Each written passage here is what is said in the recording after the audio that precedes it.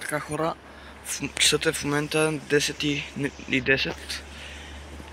Успяваемост по реката все още нямаме, от час и нещо съм тук, но още нямаме риба. Имам няколко калванта и една изпусната риба, но за сега не искат рибите, нещо много мнително пипат, не искат да се хранят като цяло, но и това, че не съм хвърлил захранка, също влияе на това, че не хващаме нищо. Сега ще се опитам да сложа нещо по-различно като стръв, някакви топчета ще пробвам да сложа. Ще намеря нещо в чантата, бял чарли ще пробвам, но сега успяваемостта е много